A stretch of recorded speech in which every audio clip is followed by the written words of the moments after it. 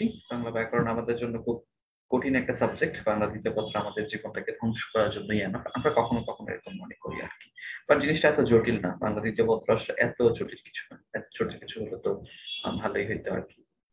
আমরা চেষ্টা করলেই আমাদের বাংলা দ্বিতীয় পত্রটাকে একটু সহজ করতে পারি। সেজন্য আমাদের যেটা করতে হবে, আমরা যে টপিকগুলো পড়ি সেই টপিকগুলো একবার পড়েই মাথা থেকে ছেড়ে না ফেলে আমরা সেগুলোকে আবার রিহার্সাল করতে হবে। রিহার্সাল মানে হচ্ছে এগুলো আবার কখনো না কখনো একটু রিভিশন দিয়ে দিতে হবে। রিভিশন দিলে যেটা হয়, পড়াটা একটু মাথায় একটু বেশি বেশি থাকে এবং দীর্ঘ সময় আমরা এটা মনে রাখতে পারি। আরেকটা বড় একটা ব্যাপার, সেটা হচ্ছে প্রশ্নগুলো একটু রিপিট দেয়া। এই প্রশ্ন আসছে না আসছে এই ব্যাপারগুলো একটু দেখে নেয়, এতে করে একটু প্র্যাকটিসটা থাকে। কারণ আমরা যেহেতু এই ব্যাপারগুলো অন্যপক্ষে পড়াবো না, আমরা এগুলো অ্যাপ্লাই করবো পরীক্ষার মধ্যে বা কোনো প্রশ্নের উত্তরের মধ্যে। তো সেই ক্ষেত্রে যতটুকু সম্ভব আমরা যদি একটু প্র্যাকটিস করি, তাহলে আমাদের জন্য এগুলো একটু সহজ হবে। মানে বিষয়গুলো আর বড় থাকবে না, আস্তে আস্তে ছোট হয়ে যাবে। তো এই যে বড় থেকে ছোট হয়ে যাওয়া, এই বড় থেকে ছোট হওয়া যাওয়া নিয়ে আমাদের বাংলা ব্যাকরণে একটা গুরুত্বপূর্ণ বিষয় আছে, বড় থেকে ছোট হওয়ার কনসেপ্ট।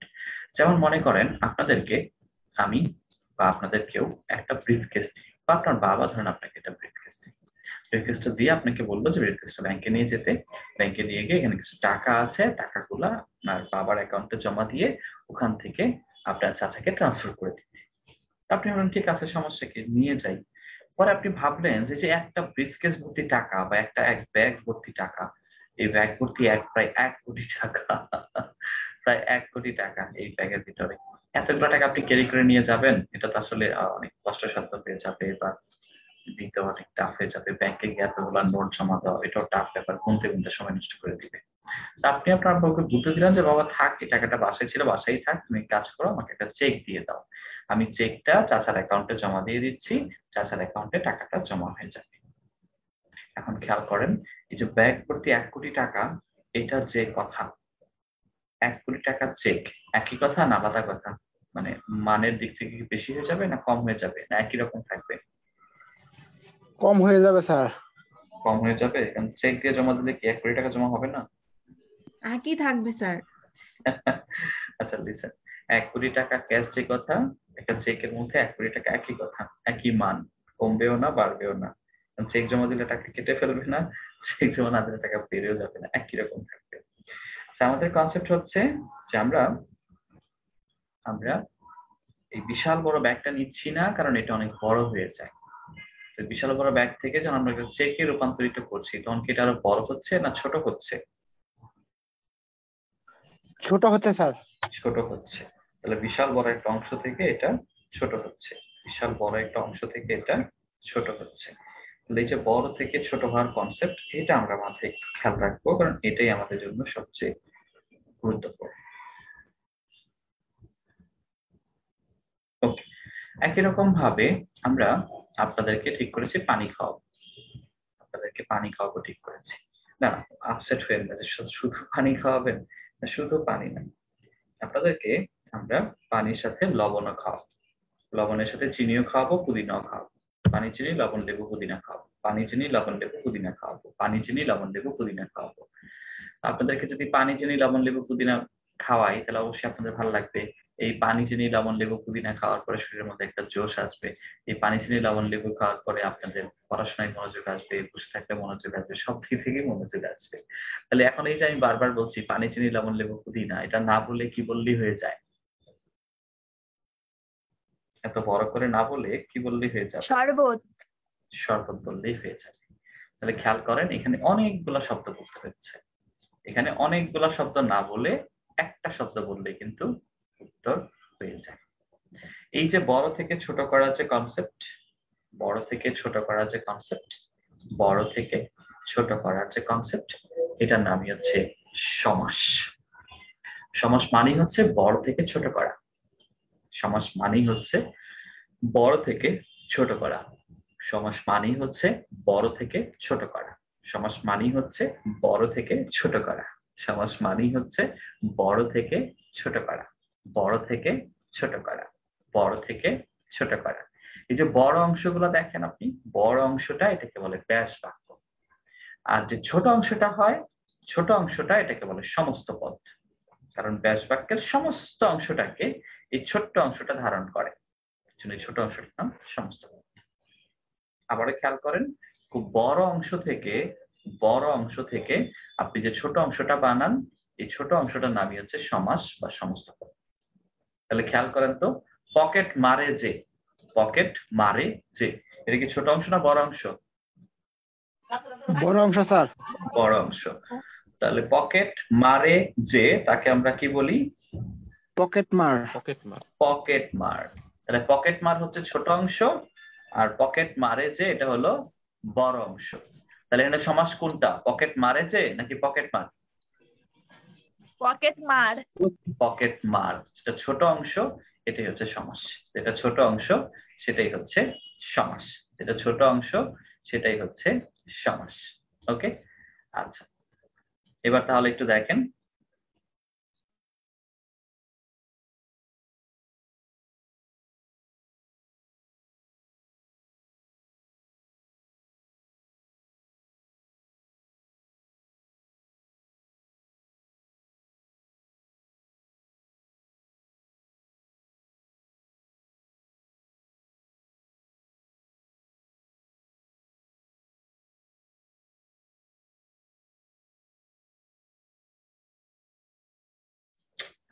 আমি ঠিক করেছি আপনাদেরকে দাওয়াত দিব।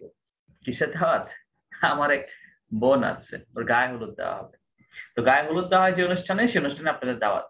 গায়ে হলুদ দেওয়া হয় যে অনুষ্ঠানে, সেই অনুষ্ঠানে প্রচুর খাওয়া দাওয়া হবে। গায়ে হলুদ দেওয়া হয় যে অনুষ্ঠানে, সেই অনুষ্ঠানে আপনারা সবাই আসবেন। গায়ে হলুদ দেওয়া হয় যে অনুষ্ঠানে, সেই অনুষ্ঠানে কিন্তু প্রচুর মজা মাস্তি হবে। গায়ে হলুদ দেওয়া হয় যে অনুষ্ঠানে, সেই অনুষ্ঠানে আপনারা মন ভরে খেতে পারবেন। গায়ে হলুদ দেওয়া হয় যে অনুষ্ঠানে, সেই অনুষ্ঠানে ভালো করে খাওয়া দাওয়া হবে। গায়ে হলুদ দেওয়া হয় যে অনুষ্ঠানে, সেই অনুষ্ঠানে আপনারা একদম বন্ধু বান্ধব নিয়ে আসবেন। গায়ে হলুদ দেওয়া হয় যে অনুষ্ঠানে, সেই অনুষ্ঠানে প্রচুর ভিডিও টিডিও করা হবে। গায়ে হলুদ দেওয়া হয় যে অনুষ্ঠানে, সেই অনুষ্ঠানে আপনারা ভালো করে সাজগোজ করে আসবেন। এখন বলেন তো, এই যে আমি বারবার বলছি গায়ে হলুদ দেওয়া হয় যে অনুষ্ঠানে, গায়ে হলুদ দেওয়া হয় যে অনুষ্ঠানে, এটা বারবার না বলে একবারে বললেই হয়ে যেত। কি বললে হয়ে যেত? গায়ে হলুদ। আমরা এই গায়ে হলুদ দেওয়া হয় যে অনুষ্ঠানে, গায়ে হলুদ দেওয়া হয় যে অনুষ্ঠানটা না বলে শুধু গায়ে হলুদ বললেই হয়ে যেত। শুধু গায়ে হলুদ বললেই হয়ে যেত। তাহলে এই যে বিশাল বড় একটা বাক্য ছিল, এই বিশাল বড় বাক্য থেকে আমরা কি আরো বড় করলাম নাকি ছোট করলাম? ছোট করলাম। এই যে আমরা ছোট করলাম, এই কনসেপ্টটার নামই হচ্ছে সমাস। বড় অংশ থেকে ছোট অংশ বানাইলাম, এই ছোট অংশটার নামই হচ্ছে সমাস। পকেট মারে যে, পকেট মার, এই পকেট মারটাই হচ্ছে সমাস। ছেলে ধরে যে, ছেলে ধরা, এই ছেলে ধরার নামই হচ্ছে সমাস। হাতে খড়ি দেওয়া হয় যে অনুষ্ঠানে, হাতে খড়ি, এই ছোট অংশটার নামই হচ্ছে সমাস। বাবা ও মা, বাবা মা, এই ছোট অংশটার নামই হচ্ছে সমাস। আমরা বড় থেকে যে ছোট অংশটা বানাই, এটার নাম হচ্ছে সমাস। এখন যে বড় অংশটা আমরা পেয়েছিলাম, গায়ে হলুদ দেওয়া হয় যে অনুষ্ঠানে, এই বড় অংশটাকে বলা হয় ব্যাস বাক্য। এটাকে বলা হয় ব্যাস বাক্য। ব্যাস বাক্য কেন? খেয়াল করেন, আমরা ছোটবেলায় বৃত্ত পড়ছি না? খেয়াল করেন তো, এই বৃত্ত থেকে যখন আপনি পরিধি পর্যন্ত একটা টান দিতেন, যে বৃত্ত থেকে পরিধি পর্যন্ত একটা টান দিতেন, এটাকে আপনি কি বলতেন, ব্যাস না ব্যাসার্ধ? ব্যাসার্ধ স্যার। এটাকে বলতেন ব্যাসার্ধ। কিন্তু এই টানটা যদি সবটুকু দেওয়া হইতো, তাহলে স্যার ব্যাস। তাহলে ব্যাস। তাহলে ব্যাস শব্দের অর্থ কি, অর্ধেক না সম্পূর্ণ? সম্পূর্ণ স্যার। সম্পূর্ণ। ব্যাস মানে হচ্ছে সম্পূর্ণ। এখানে যে বাক্যটা দেওয়া আছে গায়ে হলুদ যে শব্দটা, এটা কি সম্পূর্ণ অংশ নাকি ছোট অংশ? ছোট ছোট অংশ স্যার। অংশ। কিন্তু গায়ে হলুদ দেওয়া হয় যে অনুষ্ঠানে, এটা কি সংক্ষিপ্ত অংশ নাকি সম্পূর্ণ অংশ? সম্পূর্ণ অংশ স্যার। এটা হচ্ছে সম্পূর্ণ অংশ। এই জন্য এটাকে বলা হয় কি বাক্য? সম্পূর্ণ বাক্য বা ব্যাস বাক্য। এই ব্যাস বাক্য মানে হচ্ছে মানে একদম এক্সাক্টলি যে বাক্যটা আছে ওই বাক্যটা, মূল বাক্যটা। তো যেটা থেকে আমরা সমাস বানাই বা যে বাক্য থেকে সমাস বানাই, এটার নাম হচ্ছে ব্যাস বাক্য, এটার আরেকটা নাম বিগ্রহ বাক্য, আরেকটা নাম সমাস বাক্য। তিনটা নামই আছে। ব্যাস বাক্যের আরেকটা নাম বিগ্রহ বাক্য, আরেকটা নাম সমাস বাক্য। ব্যাস বাক্যের আরেকটা নাম বিগ্রহ বাক্য, আরেকটা নাম সমাস বাক্য। তবে আমরা ব্যাস বাক্য নামেই সবচেয়ে বেশি চিনি এটাকে। এখন এই ব্যাস বাক্য থেকে যখন আমরা এই ছোট অংশটা বানাই, তখন দেখা যায় এই ব্যাস বাক্যের সমস্ত অংশটা, ব্যাস বাক্যের সমস্ত অংশটা এই ছোট পদটা ধারণ করে। ব্যাস বাক্যের সমস্ত অংশটা এই ছোট পদটা ধারণ করে। ব্যাস বাক্যের সমস্ত অংশটা এই ছোট অংশটা ধারণ করে। এই ছোট অংশটা কি বাক্য না পদ? গায়ে হলুদের ছোট অংশটা, এটা কি বাক্য না পদ? পদ। পদ। এটা তার বাক্য হইতে পারে না, ছোট অংশ। তো এই ছোট পদটা এই সমস্ত বাক্যটাকে ধারণ করছে। গায়ে হলুদ ছোট পদটা এই সমস্ত বাক্যটাকে ধারণ করছে, এই জন্য এই ছোট্ট পদটার নাম হচ্ছে সমস্ত পদ। এই ছোট্ট পদটার নামই হচ্ছে সমস্ত পদ। তাহলে আমরা যেটাকে সমাস নামে জানি ছোট অংশটা, এই ছোট অংশটার নামই হচ্ছে সমস্ত পদ। ছোট অংশটার নামই হচ্ছে সমস্ত পদ। ছোট অংশটার নামই হচ্ছে সমস্ত পদ। ছোট অংশটার নামই হচ্ছে সমস্ত পদ। ছোট অংশটার নামই হচ্ছে সমস্ত পদ। ছোট অংশটার নামই হচ্ছে সমস্ত পদ। তো এই ব্যাস বাক্য থেকে যখন এই সমস্ত পদটা হয়, ব্যাস বাক্য থেকে যখন সমস্ত পদটা হয়, ব্যাস বাক্য থেকে যখন সমস্ত পদটা হয়, তখন আমরা দেখি যে এখানে অনেকগুলা পদ থেকে এখানে একটা পদ হচ্ছে। যেমন এখানে খেয়াল করেন তো, এই ব্যাস বাক্যের মধ্যে গায়ে, হলুদ, দেয়া, হয়, যে, অনুষ্ঠানে, এখানে কয়টা পদ আছে? 6টা পদ আছে। এই 6টা পদ থেকে এখানে কয়টা পদ হয়েছে? একটা। তাহলে আমরা যদি কখনো বলি সমাসের কাজ কি, যদি আমরা বলি সমাসের কাজ কি, তাহলে খেয়াল করেন সমাসের প্রথম কাজ হচ্ছে একপদীকরণ। অনেকগুলা পদ থেকে একটা পদ বানায় ফেলে, অনেকগুলা পদ থেকে একটা পদ বানায় ফেলে। তাহলে সমাসের প্রথম কাজ হচ্ছে কি করা? একপদীকরণ করা। সমাসের প্রথম কাজ হচ্ছে একপদীকরণ করা। সমাসের প্রথম কাজ হচ্ছে একপদীকরণ করা।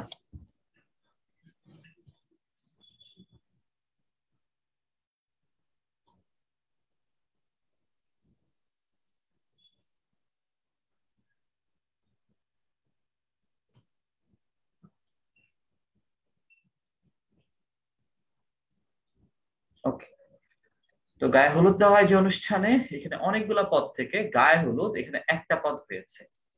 তাহলে সমাসে আমরা যে কাজটা করি একপদীকরণ করে ফেলি, অনেকগুলা পদ থেকে একপদীকরণ করে ফেলি, অনেকগুলা পদ থেকে একপদীকরণ করে ফেলি।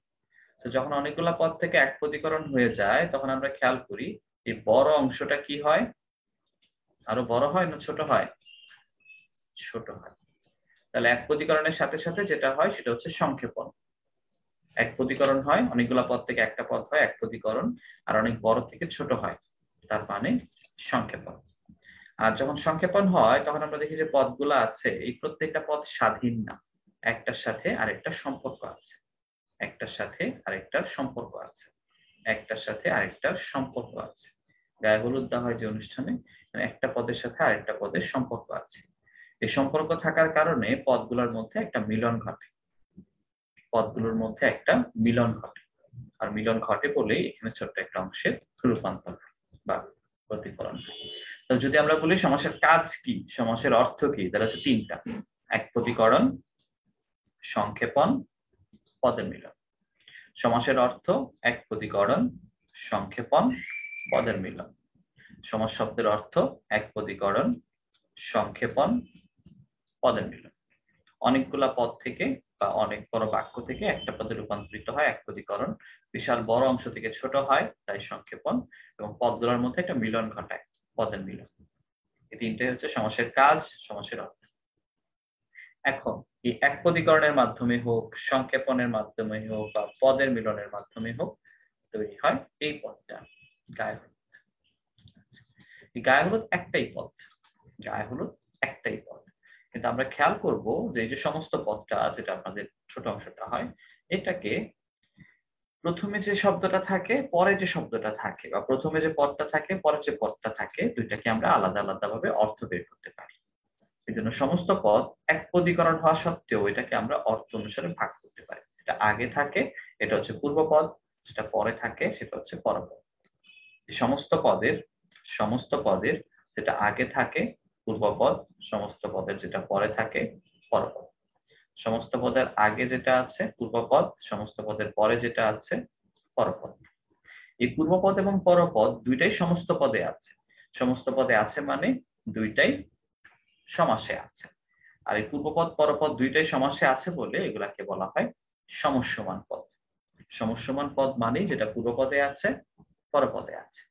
সমস্যমান পদ মানে যেটা পূর্বপদে আছে পরপদে আছে। সমস্যমান পদ মানে যেটা পূর্বপদ এবং পরপদ মানে সমাসে আছে। ওকে, আর আমাদের জন্য যেটা সবচেয়ে বেশি দরকার হয় পরীক্ষায়, এই সমস্ত পদটা আমাদের আসে। মূলত এই সমস্ত পদটা এসে বলে যেটার ব্যাস বাক্য কি। এটা একটু গল্পই আছে, ব্যাস বাক্য জানতে চাই, তবে সবচেয়ে বেশি আসে কোনটা কোন সমাস, কোনটা কোন সমাস। আবারও খেয়াল করেন, সমাস বলতে আমরা যেটা ইন্ডিকেট করি বা সমাস বলতে আমরা যেটা বুঝি, সমাস মানে হচ্ছে অনেকগুলা পদ এক পদে রূপান্তরিত হয়। অনেকগুলা পদ থেকে যখন একটা পদে রূপান্তরিত হয় তার নাম হচ্ছে সমাস।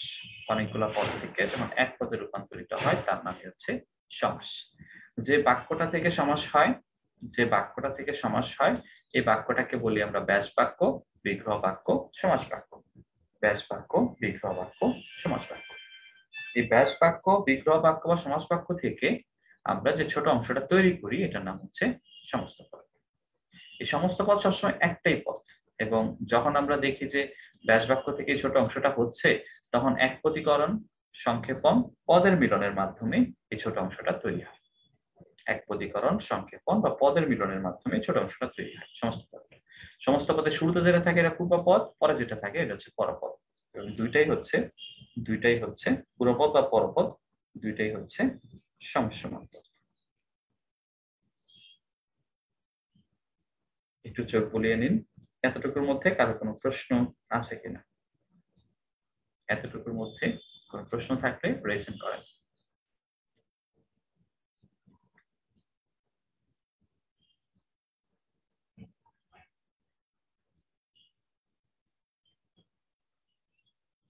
ওয়ালাইকুম সালাম, জি বলুন।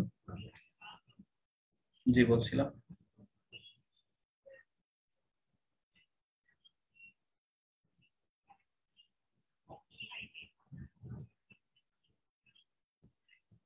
কোন এলাকায়? সিদ্ধেশ্বরীতে নতুন ব্যাচ শুরু হয়েছে অলরেডি। বাংলা সেকেন্ড পেপার দিয়ে শুরু হবে 3টার সময় 4টার সময়। 4টার ব্যাচে একটা হয়েছে, আর 3টার ব্যাচে আগামী সপ্তাহে শুরু হবে, আগামী শুক্রবার। শুক্র শনি 3টায়। জি, তাহলে আমাদের কোচিং এ গিয়ে একটু ভর্তি হয়ে যেতে হবে আর কি। এটা বই ঘরগুলিতে গিয়ে ভর্তি হতে হবে।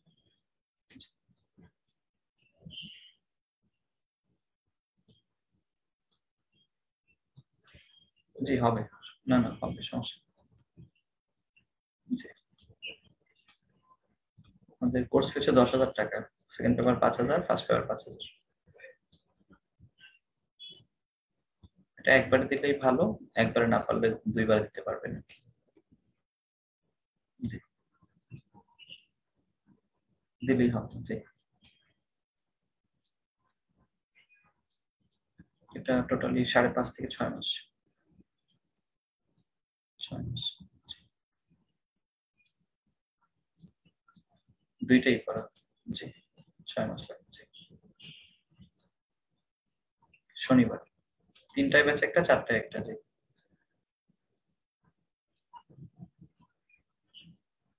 দুইটা ক্লাস হয়েছে, খুব বেশি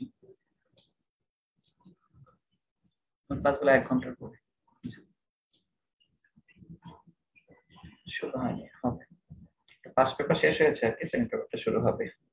এখন ভর্তি হলে সেকেন্ড পেপারটা আগে করবে, হ্যাঁ, পরে ফার্স্ট পেপারটা পরে করবে। ফার্স্ট পেপার করবে। Thank you.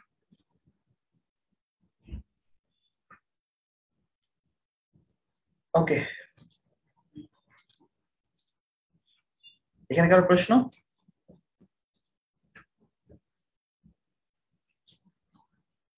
এখানে কারো প্রশ্ন? আচ্ছা, ঠিক আছে। এখন আমাদের পয়েন্ট হচ্ছে এই যে সমস্ত পদ, যেটাকে আমরা পূর্বপদ পরপদ ভাগ করছি, পূর্বপদ পরপদ ভাগ করছি, পূর্বপদ বা পরপদে ভাগ করছি। এই পূর্বপদ পরপদের মধ্যে প্রাধান্য পাওয়ার একটা বিষয় থাকবে। কোনটা প্রাধান্য পায়, কোনটা প্রাধান্য পায় না। কিছু কিছু ক্ষেত্রে আমরা দেখব যে সমস্ত পদ, যেটা আমাদের পরীক্ষাতে মূলত এটাই আসে, ছোট অংশটাই আসে। তো কিছু কিছু সময় আমরা দেখবো যে পূর্বপদ প্রাধান্য পাচ্ছে, কিছু কিছু জায়গায় দেখবো পরপদ প্রাধান্য পাচ্ছে, কোনো কোনো জায়গায় দেখবো দুইটাই প্রাধান্য পাচ্ছে, কোনো কোনো জায়গায় দেখবো একটাও প্রাধান্য পাচ্ছে না। তো আমাদের এটা আমরা কেমনে বুঝবো যে কখন কোনটা প্রাধান্য পাবে? ব্যাপারটা খুবই ইজি। আপনার চোখের সামনে যেটা আছে, আপনি প্রাধান্যের সময় দেখবেন যে চোখের সামনে কোনটা আছে, এই চোখের সামনে কোনটা আছে এটা একটা প্রাধান্য পাওয়ার বিষয়। চোখের সামনে কোনটা আছে, এক। দুইটা বিষয় হচ্ছে যে আপনি আসলেই কোনটা বুঝেন। যেমন খেয়াল করেন, আমি যদি আপনাদের একটা শব্দ বলি মামা বাড়ি, বলেন তো মামা বাড়ি দিয়ে আপনি আসলে কি বুঝেন? মামাকে বুঝেন নাকি একটা বাড়িকে বুঝেন? স্যার, বাড়িকে স্যার। মামা বাড়ি বলতে আমরা আসলে একটা বাড়িকে বুঝি। মামা বাড়ি বলতে আমরা একটা বাড়িকে বুঝি। আচ্ছা, কিন্তু খেয়াল করেন আমি যদি বলি বাবা মা, এই বাবা মা বললে আমরা কাকে বুঝি? স্যার দুজনকেই বুঝি স্যার। বাবা মা বললে আমরা বাবা মা দুইজনকেই বুঝি। আচ্ছা, এখানে যে শব্দটা আছে গায়ে হলুদ, জানেন তো গায়ে হলুদ দিয়ে আমরা কি বুঝি? গা নাকি হলুদ? একটা অনুষ্ঠান। গায়ে হলুদ দিয়ে আমরা গাও বুঝি না, আমরা হলুদও বুঝি না। গায়ে হলুদ দিয়ে বুঝি আমরা একটা অনুষ্ঠান। তাহলে দেখেন, একবার আমরা দুইটাই বুঝি, একবার আমরা একটাও বুঝি না, আবার আমরা পরেরটা বুঝি, কখনো কখনো পূর্বপদ বুঝি। তো এই যে আমরা কখন কোনটা বুঝবো এটার উপর ডিপেন্ড করে কিন্তু সমাজটা নির্ণয় করা যায়। এটাকে উপর নির্ভর করেই সমাজটা নির্ণয় করা যায়। তো আমরা আগে একটু দেখে নিব যে কখন কোন অর্থ কিভাবে প্রাধান্য পায়। এটা হচ্ছে আমাদের জন্য বেশি ইম্পর্টেন্ট আর কি।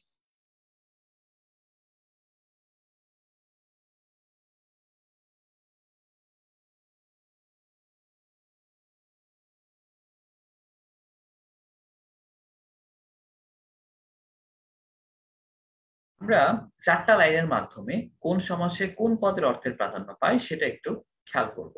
যেমন দ্বন্দ্বে উভয় পদ প্রধান, দ্বন্দ্বে উভয় পদ প্রধান, দ্বন্দ্বে উভয় পদ প্রধান।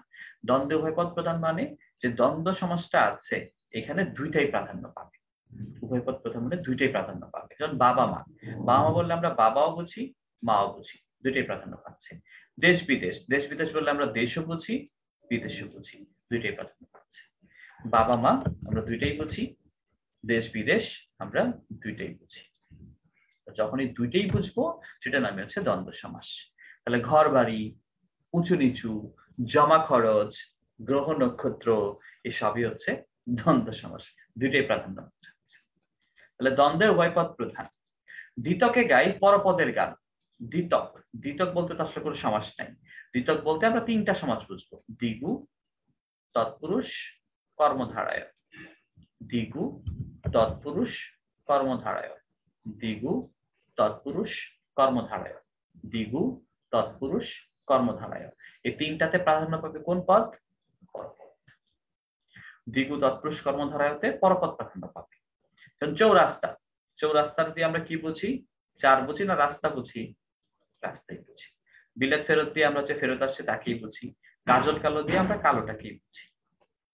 তাহলে খেয়াল করে দেখবো তিনটাতে আমরা পরপদ প্রাধান্য বুঝি, পরপদ প্রাধান্য বুঝি। তিনটাতে আমরা পরপদ প্রাধান্য বুঝি। তো যখনই পরপদ প্রাধান্য পাবে ওটা দ্বিগু, তৎপুরুষ, কর্মধারায় হবে। কখন দ্বিগু কখন তৎপুরুষ কখন কর্মধারায় এটা আমরা একটু পরে ইনশাল্লাহ পেয়ে যাব। তাহলে দ্বন্দ্বে উভয় পদ প্রধান, দ্বন্দ্বে উভয় পদ প্রধান, দ্বিতকে গাই পরপদের গান। দ্বন্দ্বে উভয় পদ প্রধান, দ্বিতকে গাই পরপদের গান। দ্বন্দ্বে উভয় পদ প্রধান, দ্বিতকে গাই পরপদের গান। আচ্ছা, বহুব্রীহিতে নতুনের স্বাদ, বহুব্রীহিতে নতুনের স্বাদ। বহুব্রীহি মানে একটা সমাজ যেখানে নতুনের স্বাদ পাওয়া যাবে। নতুনের স্বাদ মানে হচ্ছে পুরো পদ প্রাধান্য পাবে না, পরপদ প্রাধান্য পাবে না, সম্পূর্ণ নতুন অর্থ আসবে, সম্পূর্ণ নতুন অর্থ আসবে। তো নীলকণ্ঠ, নীলকণ্ঠ দিয়ে আমরা নীলও বুঝি না, কণ্ঠও বুঝি না, নীলকণ্ঠ দিয়ে বুঝি আমরা শিব, নতুন অর্থ। বিনা পানি, বিনা মানে বাদ্যযন্ত্র, পানি মানে হাত। বিনা পানি দিয়ে আমরা বুঝি, বিনা দিয়ে বিনা, পানি দিয়ে হাত, আমরা কোনোটাই বুঝি না। বিনা পানি দিয়ে বুঝি আমরা দেবী সরস্বতী, বিনা পানি দিয়ে বুঝি আমরা দেবী সরস্বতীকে, নতুন অর্থ। তো যখনই নতুন অর্থ পাবো তখনই তার নাম বহুব্রীহি সমাস। আমরা যে গায়ে হলুদ পড়ছিলাম না একটু আগে, গায়ে হলুদ, তাহলে বলেন তো গায়ে হলুদ কোন সমাস? বহুব্রীহি সমাস স্যার। বহুব্রীহি সমাস, কারণ ওখানে নতুন অর্থ আসছে। এটা হচ্ছে বহুব্রীহি সমাস, এটা হচ্ছে বহুব্রীহি সমাস। ওকে। অব্যয়ীতে পূর্বপদ বলের আহাত।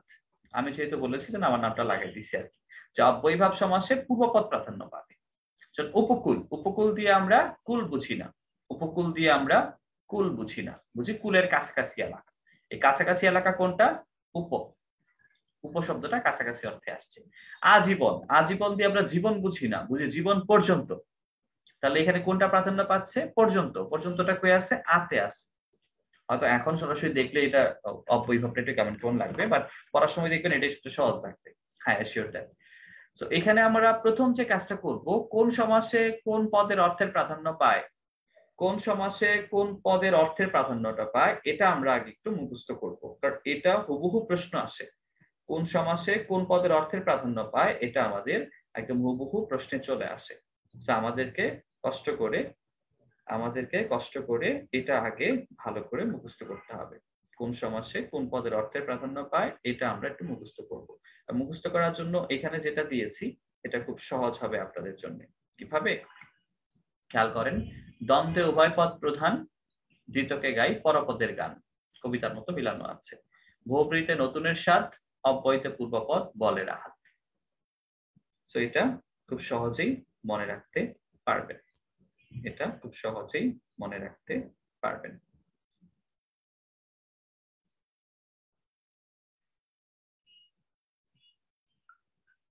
ওকে, আবারও খেয়াল করেন, দ্বন্দ্ব উভয়পদ প্রধান মানে দ্বন্দ্ব সমাসে উভয়পদ প্রাধান্য হবে। দ্বিতকে গায় পরপদের গান, দ্বিগু তৎপুরুষ কর্মধারায়, এই তিনটাতে পরপদের গান গায় মানে পরপদ প্রাধান্য পাবে। বহুব্রীতে নতুনের স্বাদ, তার মানে বহুব্রী সমাসে নতুন অর্থ আসবে।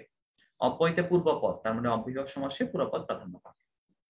সেই চারটা লাইন একটু কষ্ট করে মুখস্থ করে ফেলবেন, তাহলে দেখবেন যে কখনো কখনো আমাদের এরকম প্রশ্ন আসে যে এই সমাসে কোন পদের প্রাধান্য পায় বা পরপদ প্রাধান্য পায় কোন সমাসে, নতুন অর্থের প্রাধান্য পায় কোন সমাসে, এইসব ক্ষেত্রে এটা খুব কাজে লাগে। যেমন এখনই যদি আপনাদেরকে বলি, বলেন তো, অব্যয়ীভাব সমাস এটা তো পূর্বপদ প্রাধান্য পায়, দ্বন্দ্ব উভয় পদ প্রাধান্য পায়, দ্বিতক দ্বিগু তৎপুরুষ কর্মধারায় পরপদ প্রাধান্য পায়, বহুব্রীতে নতুন অর্থ আসে। এখন যদি বলা হয় যে দ্বন্দ্ব সমাস, এই দ্বন্দ্ব সমাসের বিপরীত সমাস কোনটা বলেন? দ্বন্দ্ব সমাসের বিপরীত সমাস কোনটা? বহুব্রীহি সমাস স্যার। দ্বন্দ্ব সমাসের বিপরীত সমাস হচ্ছে বহুব্রীহি সমাস। কেন? কারণ দ্বন্দ্বতে দুইটাই প্রাধান্য পায়, বহুব্রীহিতে একটাও প্রাধান্য পায় না। ওকে, আবার খেয়াল করেন, দ্বিতক দ্বিগু তৎপুরুষ কর্মধারায়, এগুলাতে প্রাধান্য পায় পরপদ। এখন যদি বলা হয় ক মানে কর্মধারায়, এই কর্মধারায় সমাসের বিপরীত সমাস কোনটা? অব্যয়ীভাব সমাস স্যার।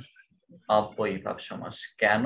কারণ কর্মধারাতে প্রাধান্য পায় পরপদ, অব্যয়ীভাবে প্রাধান্য পায় পূর্বপদ। যদি বলা হয় কোন সমাসে নতুন অর্থের প্রাধান্য পায়, বহুব্রীহি সমাসে। তাহলে বলবো আমরা বহুব্রীহি সমাস। সো আমরা সবার আগে এটা একটু মুখস্থ করার চেষ্টা করব, কোন সমাসে কোনটার অর্থের প্রাধান্য পায়। ওকে, আমরা একটু ডিটেলসে যাই। প্রথমে আমরা যাই দ্বন্দ্ব সমাসের মধ্যে। ওকে, দ্বন্দ্ব দিয়ে সাধারণভাবে আমরা বুঝি ইয়া ডিসুম ডিসুম ডিসুম ডিসুম, এটা মানুষের সাথেই হোক মনের সাথেই হোক বা যে কোনো বিষয়ের সাথেই হোক, মানে দ্বন্দ্ব দিয়ে হচ্ছে আমরা দ্বিধা অথবা ঝগড়া এগুলা বুঝি আর কি। আমরা ঝগড়াটাই বেশি বুঝি, দ্বন্দ্ব মানেই ঝগড়া। আচ্ছা ঠিক আছে, আমরা ধরে নিলাম দ্বন্দ্ব মানেই ঝগড়া। বলেন তো, একা একা করতে পারবেন দ্বন্দ্ব? একা একা করা যাবে? না, না স্যার। অন্তত পক্ষে দুইজন লাগবে। সাথে কাউকে না কাউকে অবশ্যই লাগবে, অবশ্যই কাউকে লাগবে। অথবা কেউ না থাকলে আপনি আপনার মনের সাথে দ্বন্দ্ব করবেন, তাও মানে আরেকজন লাগবেই, একা সম্ভব না।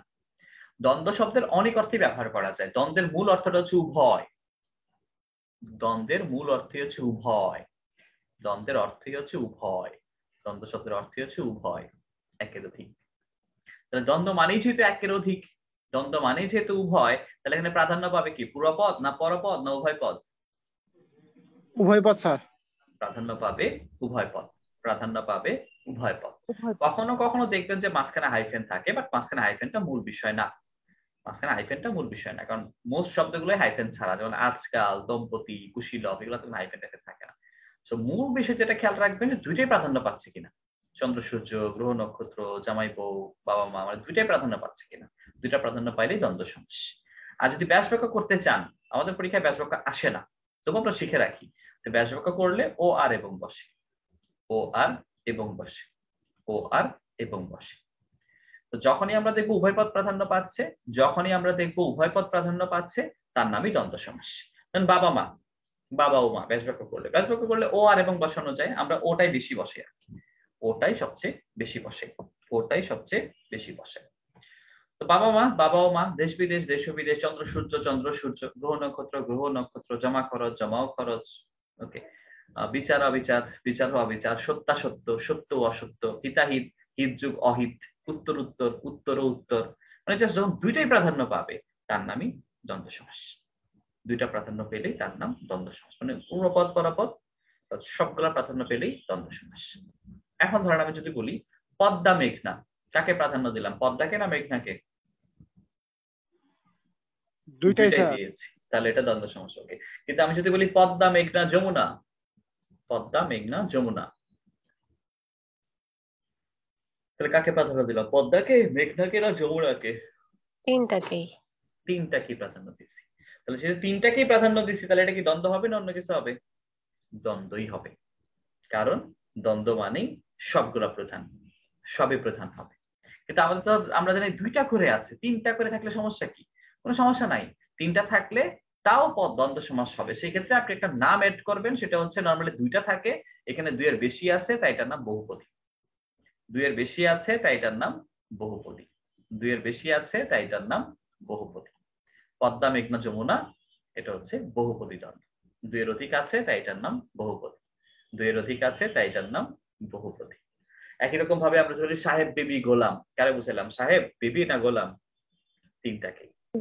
আমরা যদি বলি দুঃখ সুখ আনন্দ বেদনা, দুঃখ সুখ আনন্দ বেদনা, কারে বুঝালাম, দুঃখকে, বেদনাকে, আনন্দকে, না সুখকে, নাকি সবগুলাকে?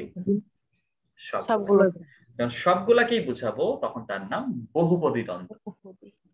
তিনটা হইতে পারে, চারটা হইতে পারে, যেমন আসাদ রহিম কামাল জামাল, আসাদ রহিম কামাল জামাল, কারে বুঝাইলাম, চারটে। তো যখন সবাইকেই বুঝাবো, সবগুলাই প্রাধান্য লাভ করবে, সেটাই দ্বন্দ্ব সমাস। সাধারণত দুইটা থাকে, আর দুইয়ের বেশি থাকলেও দ্বন্দ্ব সমাস হবে, সেক্ষেত্রে নাম কি বলবো, বহুপদী দ্বন্দ্ব। আরেকটা বিষয় খেয়াল করেন, এই যে আমরা এই চারটা উদাহরণ এখানে লেখা আছে বা এতক্ষণ যেগুলো বলেছি, এগুলোর কোনোটাতেই কি কোনো বিভক্তি আছে, মানে শেষে এক্সট্রা কিছু যুক্ত আছে? না স্যার। না। বাবা মা, এটাতে এক্সট্রা কিছু যুক্ত নাই। যেমন আমরা বলি দেশ বিদেশ, চন্দ্র সূর্য, গ্রহ নক্ষত্র, পদ্মা মেঘনা যমুনা, তেল নদী, কোনোটাতে এক্সট্রা কিছু যুক্ত নাই। কিন্তু যদি এমন হয় যে আপনি এক্সট্রা কিছু যুক্ত পাচ্ছেন, সমস্ত পদের মধ্যে এক্সট্রা কিছু আছে, এক্সট্রা কিছু বলতে বিভক্তি বোঝাবে। সমস্ত পদে যদি বিভক্তি থাকে, সমস্ত পদে যদি বিভক্তি থাকে তার নাম অলুক। যেমন ঘরে বাইরে, এখানে দেখবেন ঘরে এটা এক্সট্রা, বাইরে এটা এক্সট্রা। মূল শব্দ হচ্ছে ঘর, মূল শব্দ হচ্ছে বাহির, মূল শব্দ হচ্ছে ঘর, মূল শব্দ হচ্ছে বাহির। যখন এরকম এক্সট্রা থাকবে, যখনই এরকম এক্সট্রা থাকবে তার নাম হচ্ছে অলুক। যখন এক্সট্রা থাকবে তখন তার নাম অলুক। অলুক মানে বিভক্তি থাকা। এটার মূল অর্থ দাঁড়ায় অ মানে না, লুক মানে লোপ পাওয়া। তাহলে অলুক মানে লোপ পায় না, অলুক মানে লোপ পায় না, অলুক মানে লোপ পায় না। যখন লোপ পায় না, থাকে, বিভক্তি থাকে, তার নাম অলুক। ঘরে বাইরে, বাবাকে মাকে, উঁচুতে নিচুতে, চন্দ্রে সূর্যে, হাতে কলমে, ঘরে বাইরে, ছেলেরা মেয়েরা, তখন শেষে এরকম এক্সট্রা কিছু থাকবে তখন তার নাম কি হবে, অলুক। তাহলে আবারও খেয়াল করেন, সাধারণত যখন দুইটাই প্রাধান্য পাবে তার নামই হচ্ছে দ্বন্দ্ব সমাস। দুইটাই প্রাধান্য পেলে তার নাম দ্বন্দ্ব সমাস। আর যদি দুইয়ের অধিক হয় তাহলে এটা বহুপদী দ্বন্দ্ব, তিনটা হইতে পারে, চারটা হইতে পারে। আর যদি বিভক্তি থাকে, বিভক্তি থাকে সমস্ত পদে, বিভক্তি থাকলেই তার নাম অলুক। অলুক, বিভক্তি থাকলেই তার নাম অলুক। অলুক দ্বন্দ্ব। ওকে, তো এখানে কিছু শব্দ আছে, একবার একটু দেখে নেন, একবার একটু শব্দগুলো দেখে নেন, কোনটা না বুঝলে এখনই জিজ্ঞেস করেন।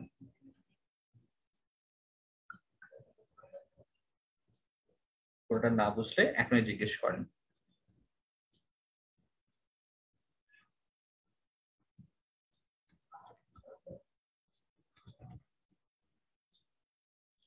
বিশেষভাবে অলুকটা খেয়াল করবেন, কারণ অলুকটা খুব ইম্পর্টেন্ট।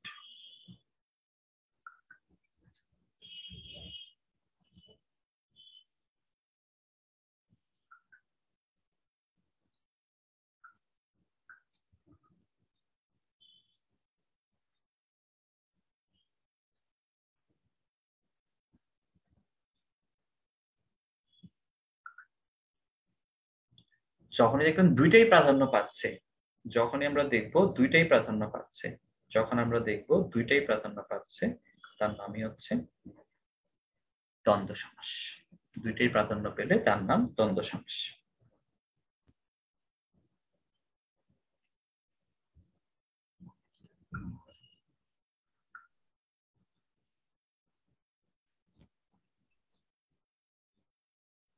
শেষ। কারো কোনো প্রশ্ন? নাই, প্রশ্ন নেই। অন্য কারো? অনুপ্রয়, ওমর ফারুক, ইমন, আপনারা রোল লিখেন নাই। ওকে, তাহলে যখনই আমরা দুইটা বুঝবো, দেখাশোনা, পড়াশোনা, যাওয়া আসা, কাঁধে কপালে, নাকে মুখে, চোখে কানে, নাক কান গলা, খেলাধুলা, সবই হচ্ছে দ্বন্দ্ব সমাস।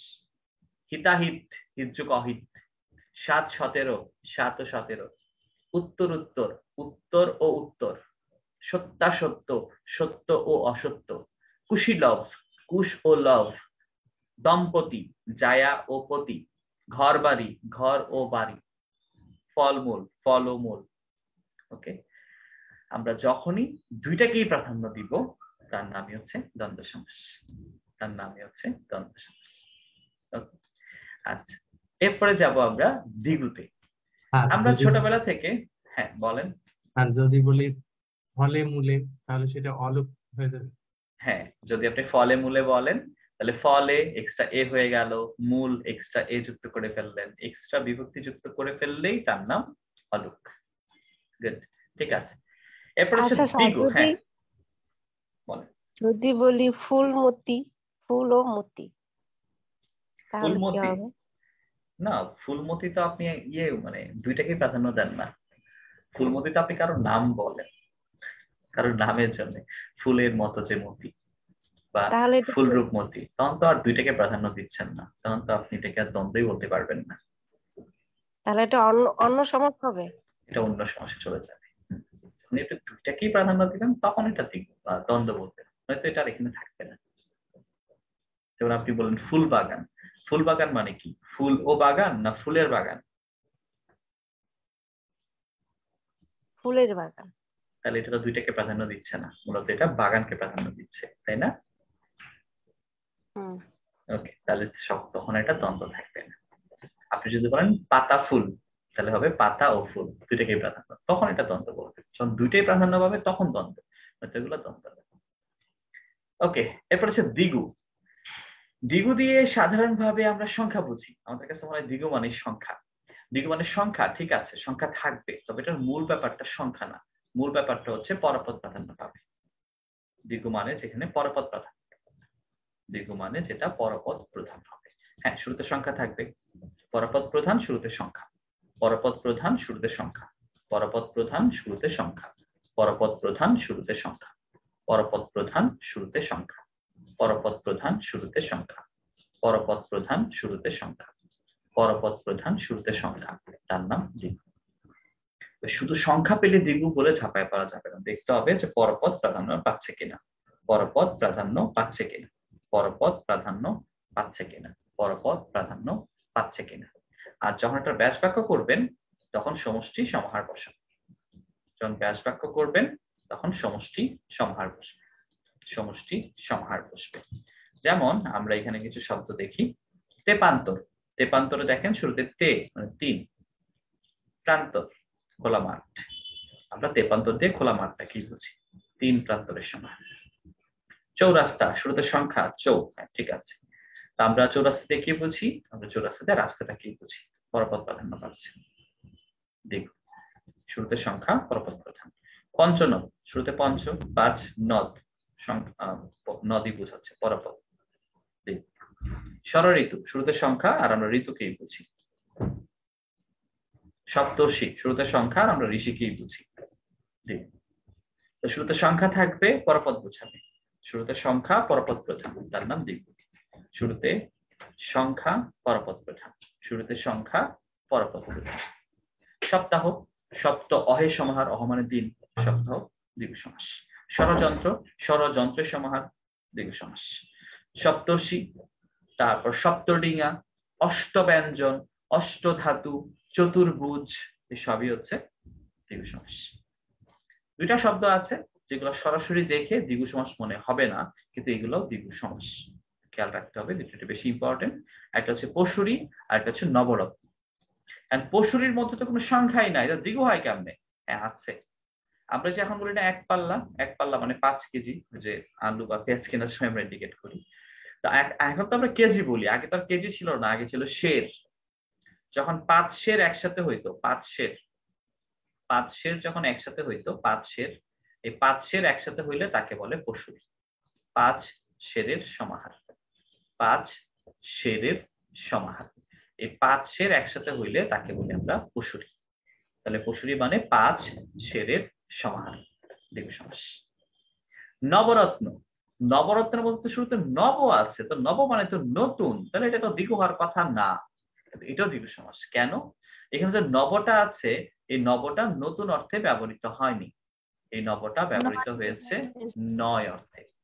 সম্রাট আকবরের সভায় 9 জন বিখ্যাত ব্যক্তি ছিলেন, টোডরমল, তানসেন, আবুল ফজল, বীরবল, এরকম 9 জন বিখ্যাত মানুষকে একসাথে বলা হতো নবরত্ন। নব ব্রেকেটে 9 রত্নের সমাহার, ব্র্যাকেটে 9 রত্নের সমাহার। নব ব্র্যাকেটে 9 রত্নের সমাহার, নব ব্র্যাকেটে 9 রত্নের সমাহার। এটাই হচ্ছে নবরত্ন। নবরত্ন যে তেলটা আছে না, এটাও দেখবেন যে 9টা উপাদান থেকে তৈরি, এই জন্য এটার নাম নবরত্ন। এটা বলা যাবে না নব যে রত্ন, বলতে হবে নব ব্র্যাকেটে 9 রত্নের সমাহার। তো শুরুতে সংখ্যা পরপদ প্রধান, শুরুতে সংখ্যা পরপদ প্রধান, শুরুতে সংখ্যা পরপদ প্রধান, তার নাম শুরুতে সংখ্যা পরপদ প্রধান, তার নাম দ্বিগু। শুরুতে সংখ্যা পরপদ প্রধান, তার নাম দ্বিগু। ঠিক আছে? ওকে, সেখানে কিছু শব্দ আছে, একবার একটু দেখে নেন। শুরুতে সংখ্যা পরপদ প্রধান, শুরুতে সংখ্যা পরপদ প্রধান।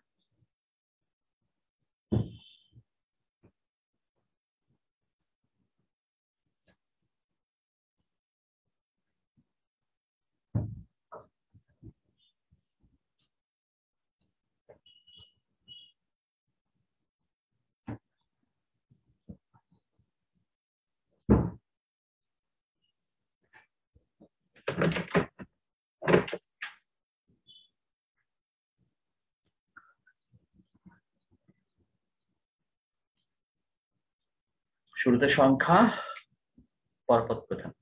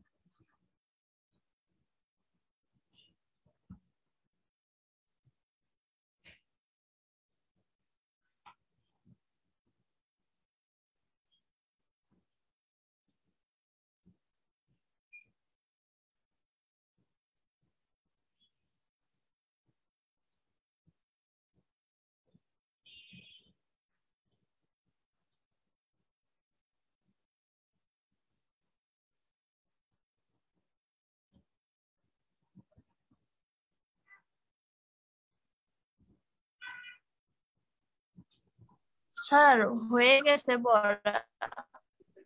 ওকে, অন্য কারো? তার হয়েছে। হয়েছে। কারো কোনো সমস্যা কোনোটাতে? স্যার এখন তো সহজই লাগতেছে। সবগুলা কি পড়ছেন? স্যার দ্বিগু সমাসে কোনো সমস্যা নেই, কিন্তু দ্বন্দ্ব সমাসে একটু সমস্যা আছে। সংখ্যাবাচক বহুব্রীহিটা যখন পড়াবো তখন হয়তো সংখ্যা নিয়ে আর ঝামেলা থাকবে না ইনশাআল্লাহ। ওকে, ঠিক আছে। এরপরে যে আমরা অব্যয়ীভাব সমাসে, অব্যয়ীভাব সমাস। ওকে, তো অব্যয়ীভাব সমাস বলতে আমরা যে কনসেপ্টটা বুঝি সেটা হচ্ছে যেখানে অব্যয় ভাব নিবে। নামটা খেয়াল করলে বুঝতে পারবেন, অব্যয়ী ভাব মানে যেখানে অব্যয়টা ভাব নিবে। অব্যয়ী ভাব মানে যেখানে অব্যয়টা ভাব নিবে। অব্যয়ী ভাব মানে যেখানে অব্যয়টা ভাব নিবে। অব্যয়ী ভাব মানে যেখানে অব্যয়টা ভাব নিবে। অব্যয়ী ভাব মানে যেটা যেখানে দেখা যাবে যে অব্যয়টা ভাব নিচ্ছে আর কি। তো অব্যয় যেহেতু ভাব নিচ্ছে, আমরা দেখবো অব্যয়টা কই আছে, এবং খেয়াল করলে দেখা যাবে অব্যয়টা প্রথমে থাকে। আর অব্যয়টা যেহেতু প্রথমে থাকে, এজন্য এটা বলি আমরা কোন পদ প্রধান? পূর্বপদ প্রধান। পূর্বপদ প্রধান। পূর্বপদ প্রধান। পূর্বপদ প্রধান। পূর্বপদ প্রধান। এটা হচ্ছে পূর্বপদ প্রধান। আচ্ছা, তো পূর্বপদ যেহেতু প্রধান, আমরা পূর্বপদে খেয়াল করে দেখবো যে উপসর্গ বা যথা থাকে। উপসর্গ বা যথা থাকে। উপসর্গ বা যথা থাকে। উপসর্গ বা যথা থাকে। উপসর্গ বা যথা থাকে। তো শুরুতে যেহেতু উপসর্গ বা যথা থাকে, তাহলে অব্যয় হইল কোত্থেকে? মনে রাখবেন যে উপসর্গ যথা এগুলো এক ধরনের অব্যয়। উপসর্গ যথা এগুলো অব্যয়। তো শুরুতে যদি উপসর্গ বা যথা পাই, আমরা নির্দ্বিধায় বলতে পারি এটা কোন সমাস? অব্যয়ভাব সমাস। শুরুতে যদি উপসর্গ বা যথা থাকে, তাহলে সেটা হচ্ছে অব্যয়ভাব সমাস। শুরুতে যদি উপসর্গ বা যথা থাকে, তাহলে হচ্ছে অব্যয়ভাব সমাস।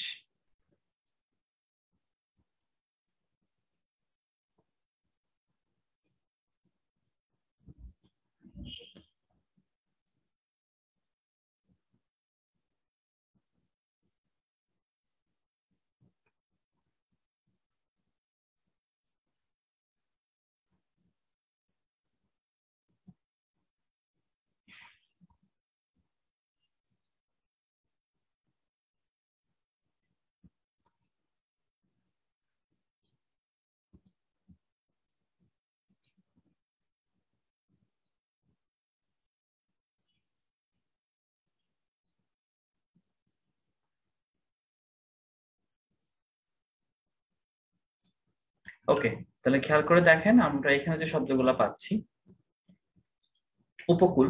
উপকূলের মধ্যে কুলটা হচ্ছে মূল শব্দ, তাহলে এক্সট্রা কি আসছে? উপ। উপ একটা উপসর্গ। উপকণ্ঠ, কণ্ঠটা মূল শব্দ, উপ একটা উপসর্গ।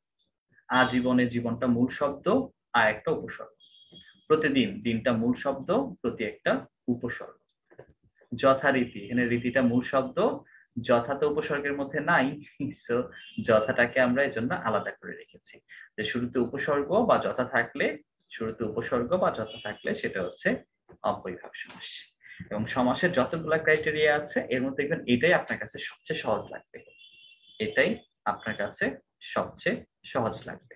এটাই আপনার কাছে সবচেয়ে সহজ লাগবে। এটাই আপনার কাছে সবচেয়ে সহজ লাগবে। এটাই আপনার কাছে সবচেয়ে সহজ লাগবে। তাহলে যথারীতি, এখানে যথা এটা হচ্ছে এক্সট্রা হিসেবে আসছে। তাহলে খেয়াল করেন তো, আমরা যদি বলি দুর্নীতি, এই দুর্নীতির মধ্যে মূল শব্দ কি? নীতি স্যার। নীতিটা হচ্ছে মূল শব্দ। আচ্ছা, তাহলে এক্সট্রা কি আছে? দূর। এই দূর হচ্ছে একটা উপসর্গ। তো শুরুতে উপসর্গ আছে, দুর্নীতি, তাহলে কোন সমাস? অব্যয়ভাব সমাস। অব্যয়ভাব সমাস। অব্যয়ভাব সমাসটাকে আপনি খুব সহজেই, অব্যয়ভাব সমাসটাকে আপনি খুব সহজেই মনে রাখতে পারবেন কিসের সাহায্যে? শুরুতে উপসর্গ বা যথা দিয়ে। শুরুতে উপসর্গ বা যথা দিয়ে। শুরুতে উপসর্গ বা যথা দেখলেই সেটা হচ্ছে অব্যয়ভাব সমাস। তবে সেই ক্ষেত্রে এটার ব্যাস বাক্যটা একটু ঝামেলা হবে, কারণ আমরা দ্বন্দ্ব বা দ্বিগুর মধ্যে যেরকম কমন পেয়ে গিয়েছিলাম, মানে সবগুলোতে ও বসে বা সমাহার বসে, বহুব্রীতিটা মিলবে না, সরাসরি ব্যাস বাক্য না। এই জন্য ব্যাস বাক্যটা একটু পড়তে হবে। যদিও ব্যাস বাক্য আমাদের কম্পিটিটিভ পরীক্ষায় আসে না, তবুও একটু ব্যাস বাক্যগুলা পড়তে হবে। আপনারা একটু খেয়াল করেন এই পাশের শব্দগুলো, যেগুলো দেখে আপনি বুঝতে পারছেন কিনা যে শুরুতে উপসর্গ আর যথা আছে। শুরুতে উপসর্গ এবং যথা। শুরুতে উপসর্গ এবং যথা। আর ব্যাস বাক্যটা একবার একটু পড়েন। কোন শব্দটাতে সমস্যা আমাকে সাথে সাথে বলেন। যে শব্দটাতে সমস্যা সাথে সাথে আমাকে বলেন।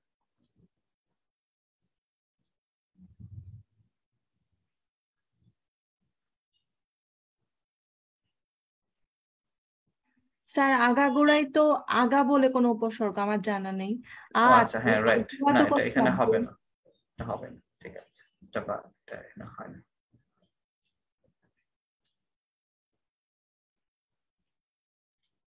আচ্ছা, বাকিটা দেখেন।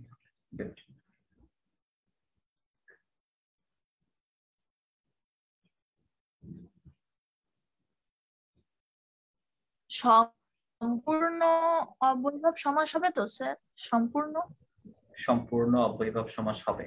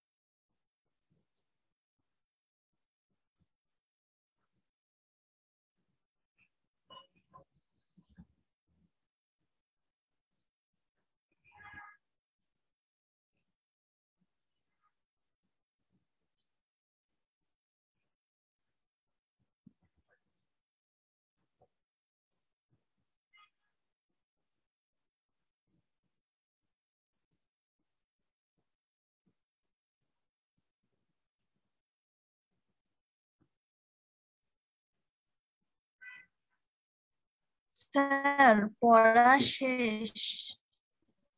আপনার শেষ? ওকে, অন্য কারো কোনো প্রশ্ন কোন শব্দের মধ্যে? স্যার প্রাদি সমাস নিত্য সমাসও কি অব্যয়ভাব সমাসের সাথে অন্তর্ভুক্ত? না, ওগুলো আলাদা, ওগুলো আলাদা, ওগুলো আমরা আলাদা আলোচনা করবো।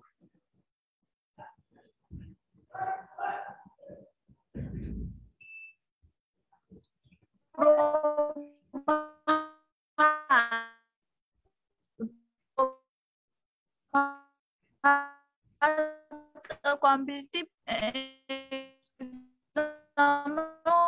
আসছে অনেক পরীক্ষায় যে প্রভাত কোন সমাস, এটা তো আমরা জানি। বললাম তো ওগুলো আমরা আলাদা পড়বো, প্রাদিনিত্য আমরা আলাদা পড়বো, এখানে প্রাদিনিত্য আনার দরকার নেই। এখানে যে একটা শব্দ আছে কয়েকটা একটু দেখেন, প্রাদিনিত্যর কনসেপ্টটা আলাদা, ওইটা আমরা আলাদাই করবো।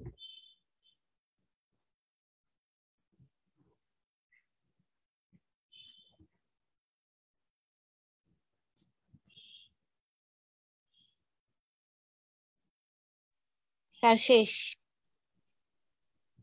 ওকে, এটা উদ্বেল নিয়ে সে শব্দটা আছে।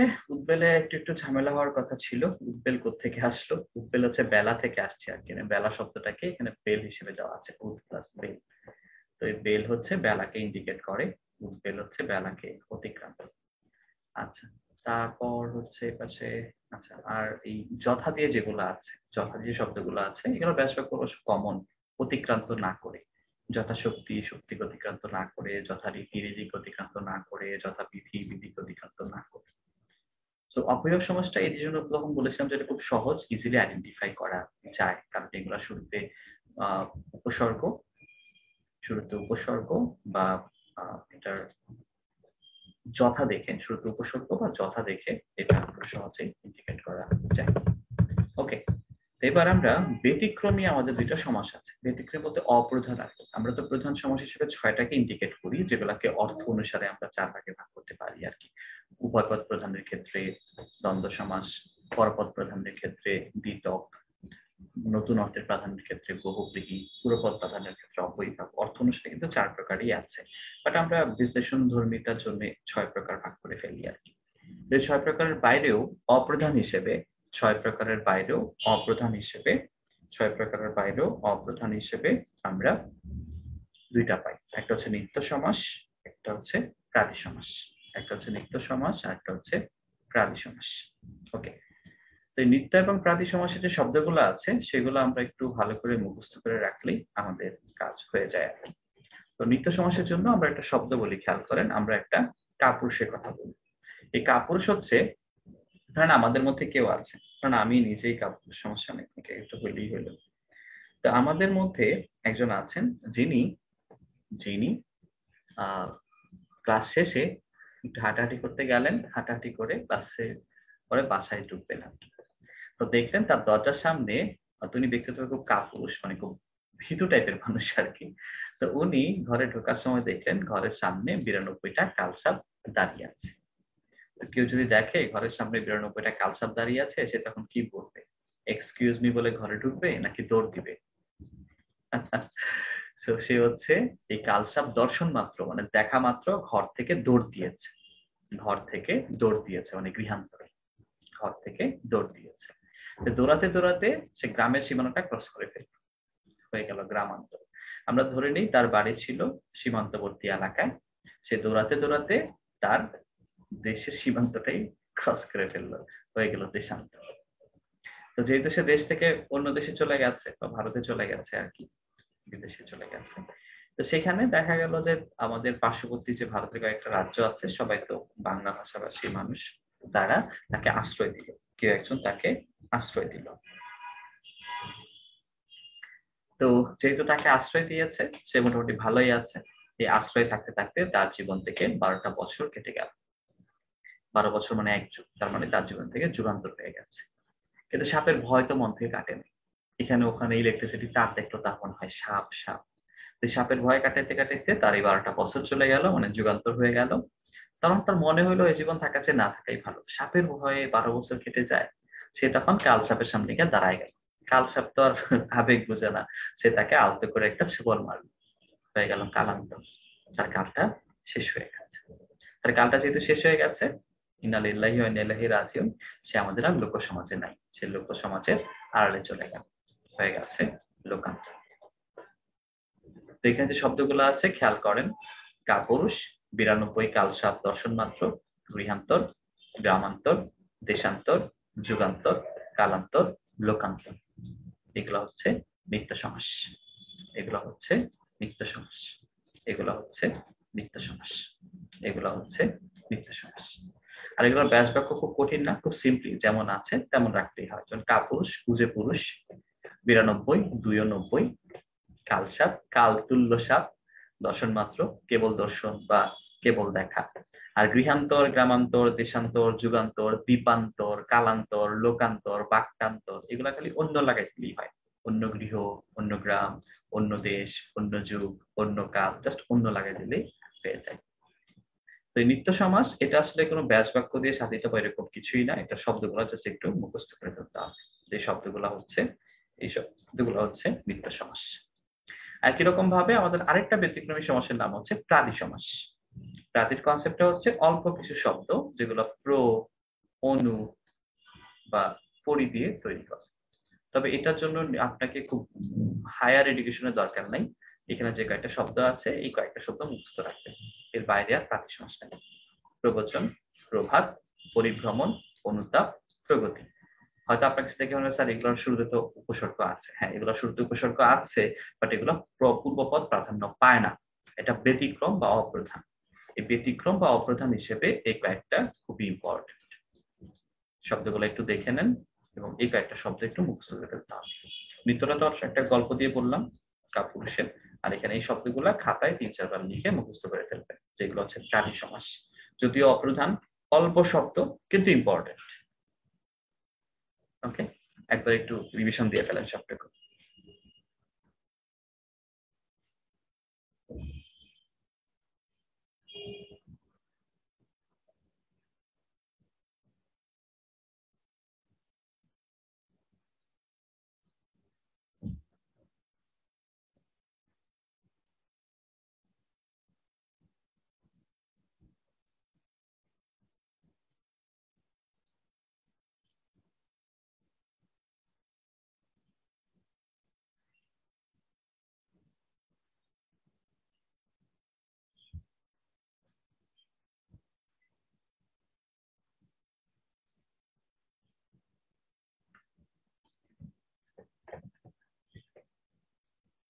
ওকে, এগুলো নিয়ে কারো কোনো প্রশ্ন? নিত্য আর প্রাদি? না স্যার, এবার ক্লিয়ার। অন্য কারো কোনো প্রশ্ন?